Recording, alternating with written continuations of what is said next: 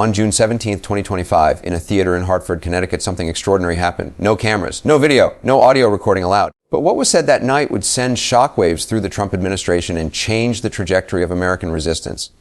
Barack Obama, the 44th President of the United States, delivered one of the most politically charged speeches of his post-presidency career. He never once uttered Trump's name, but every single word was a declaration of war. To understand what happened in Hartford, you need to understand the man who spoke there. Barack Obama left the White House on January 20th, 2017.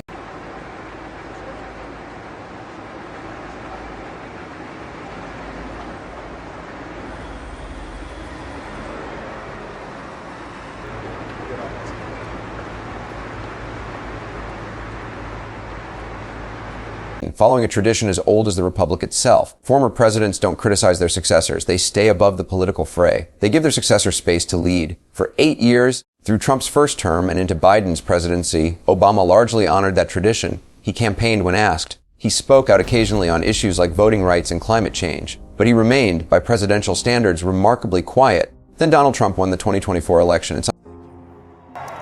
The Fox News decision desk can now officially project that Donald Trump will become the 47th President of the United States.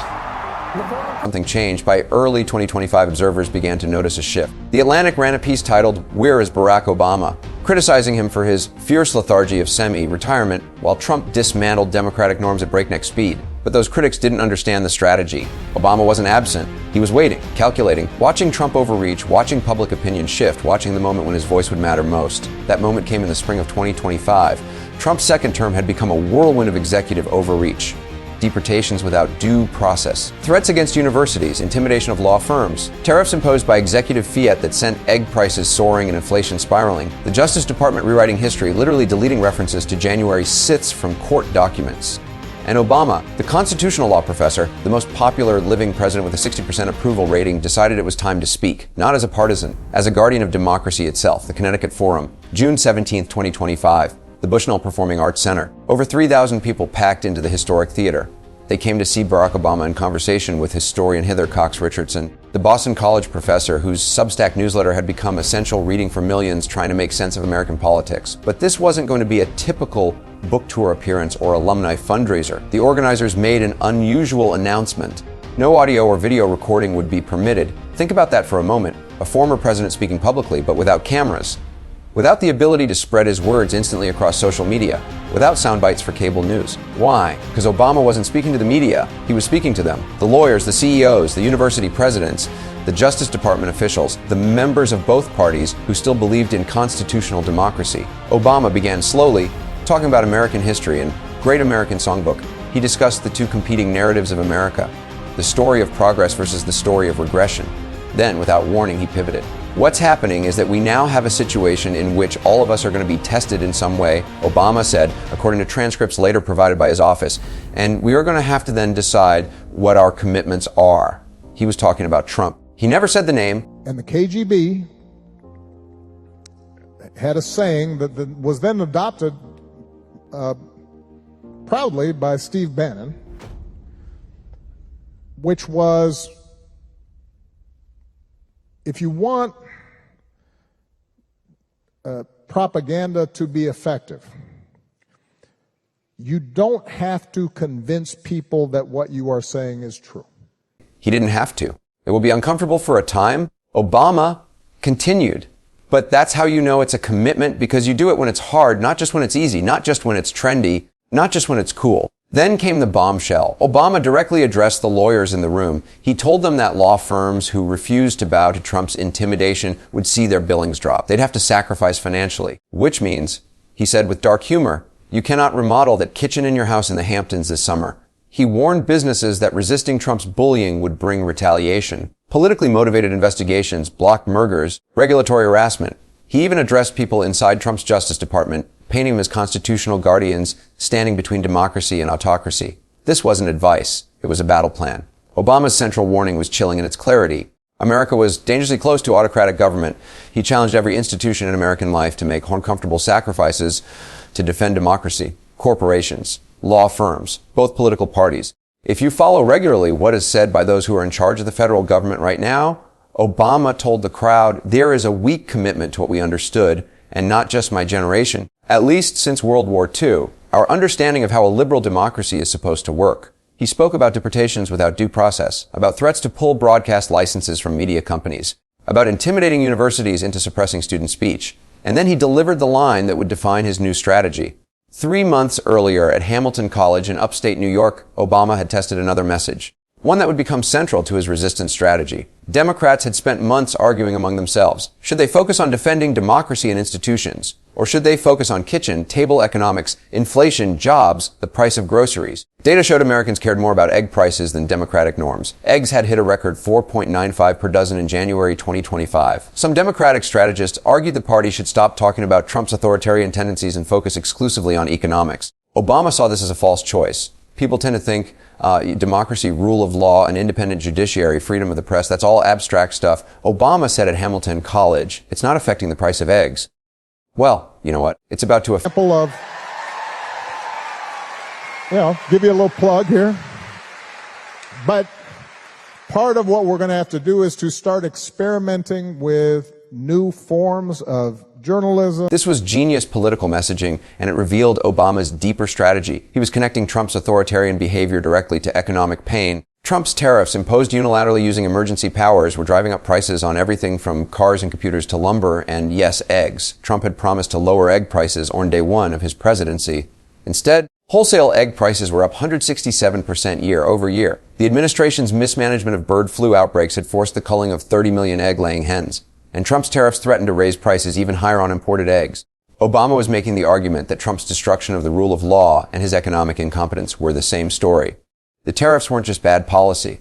They were evidence of unchecked executive power run amok. Trump had invoked the International Emergency Economic Powers Act, meant for genuine national emergencies, to unilaterally impose what amounted to the largest tax increase since 1993, $158 billion collected in tariff revenue, $2.9 trillion projected over a decade, and American consumers paying up to 55% of the cost, according to Goldman Sachs analysis. Obama was saying this is what happens when you let authoritarianism go unchecked. Your democracy crumbles and your wallet empties. Inside the Trump White House, Obama's speeches were having an effect. Trump's team had spent months trying to deflect blame for inflation and tariffs onto Biden, Obama, China, anyone but themselves. But polling showed Americans weren't buying it. An NPR PBS Marist poll in April 2025 revealed something remarkable. 60% of Americans believed current economic conditions were a direct result of Trump's policies, not inherited problems. This was unprecedented. When Obama faced the Great Recession early in his presidency, Americans spent 7 years saying the economy was inherited, not his fault.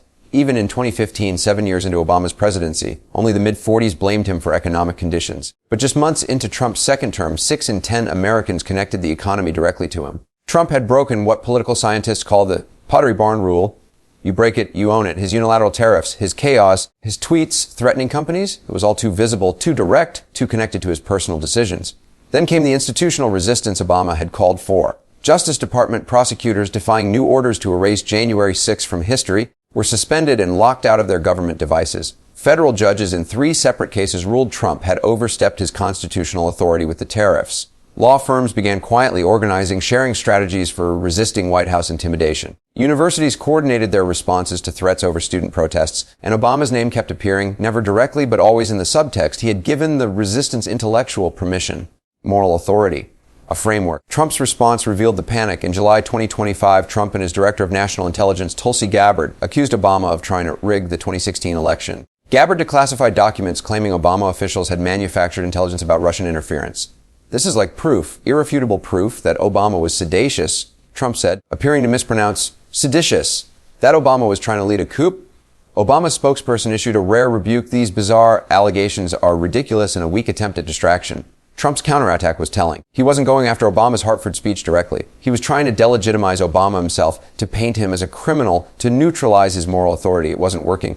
By summer 2025, Obama's strategy was bearing fruit. He continued speaking carefully, strategically. A private fundraiser here. A foundation event there. Always calibrated. Always devastating. At a New Jersey fundraiser in July, Obama delivered his most pointed message yet to dispirited Democrats. I think it's going to require a little bit less navel-gazing and a little less whining and being in fetal positions, Obama said. It's going to require Democrats to just toughen up. Don't tell me you're a Democrat, but you're kind of disappointed right now. So you're not doing anything. No, now is exactly the time that you get in there and do something. He told Democrats to stop looking for a messiah, stop seeking quick fixes, focus on winning governors' races, build up the DNC, deliver for people. The resistance wasn't just talk. Protests erupted in all 50 states. Grassroots activism reached levels not seen since the start of Trump's first term. Corporate America began pushing back. When the Trump administration threatened Amazon after reports the company would show customers how much tariffs were raising prices, the tech giant didn't back down. Universities formed coalitions to resist White House intimidation over student speech. Federal judges continued blocking executive overreach. Inside the Justice Department, career prosecutors became obstacles to Trump's agenda, just as Obama had suggested they would. The Supreme Court prepared a rule on the tariffs, with legal experts predicting a 70-80% chance Trump would lose. And through it all, Obama's popularity held steady. His approval rating remained at 60%, with 1 in 5 Republicans viewing him favorably. He was the most popular living president by far, more popular than Trump, more popular than Biden, more visible than Bush or Clinton. The full impact of Obama's resistance campaign is still unfolding. Trump's tariffs face an uncertain. If struck down, the administration would lose $2.8 trillion in projected revenue and face potential refunds on collected tariffs. Trump's approval ratings have suffered under the weight of inflation and economic anxiety he promised to solve but has exacerbated. The Democratic coalition Obama built, young, diverse urban voters had fractured in 2024, with many shifting to Trump. But early data suggests they're beginning to return, frustrated by Trump's broken promises on the economy. Meanwhile, Obama has continued his carefully calibrated public appearances, always walking the line between former president and resistance leader. In October 2025, speaking with democracy activists from Hungary and Poland, Obama warned about the rising wave of authoritarianism sweeping the globe. He didn't mention Trump by name. He never does. But the message was unmistakable. America is now part of that global struggle. The country that exported democracy for generations is fighting to preserve it at home. The debate over Obama's role continues. Some Democrats want him more visible, more aggressive. Others worry he's overshadowing the next generation of leadership. Some Republicans dismiss him as a partisan hack still bitter about Trump's success. Others quietly agree with his warnings, even as they publicly support the president. But one thing is certain: Obama's hidden message in Hartford achieved something remarkable. He transformed the resistance from scattered protests and social media outrage into something more organized, more institutional, more strategic. He gave it a framework: uncomfortable sacrifices for democratic principles. He gave it a message: authoritarianism will ruin your economy, not just your democracy. The story of Obama's hidden message reveals something profound about American democracy in 2025. The institutions are holding, but bear. The courts push back. Career civil servants resist. Universities defend free speech. Law firms organize. Corporations calculate the cost of compliance versus conscience. But they needed something. Obama provided: a moral framework, a reminder that these battles matter, that democracy and prosperity are not separate concerns but intertwined realities. In closing that night in Hartford, Obama was asked about staying optimistic. "I'm still optimistic," he said. "I'm still the hope guy." But his optimism came with a caveat. "It is important to be impatient with injustice and cruelty," he told the crowd. "There's a healthy outrage that you should feel." Then he paused. "What's being asked of us is to make some effort to stand up for the things that you think are right and be willing to be a little bit uncomfortable in defense of your values and in defense of the country and in defense of the world that you want to leave to your children and your grandchildren." That is the hidden message, not hidden code or conspiracy. Hidden in plain sight in a theater in Hartford, Connecticut, where no cameras were allowed but thousands of witnesses left with marching orders. Stand up, accept discomfort, defend democracy. Connect the abstract to the concrete. Connect authoritarian overreach to economic pain. Connect the price of eggs to the price of freedom. The fight isn't over. It's just beginning. And Barack Obama, without ever speaking Trump's name, has shown the resistance how to win. Not with anger, not with despair, but with courage, clarity, and uncomfortable sacrifices for democracy itself.